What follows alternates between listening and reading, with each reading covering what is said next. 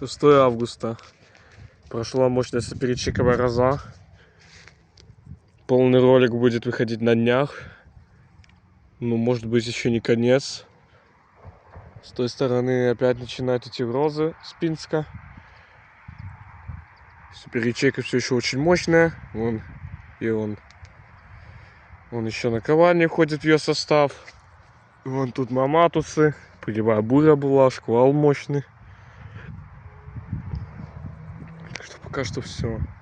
Долгожданным дождем все-таки пролило. Хотя самые сильные осадки прошли совсем близко. Класс.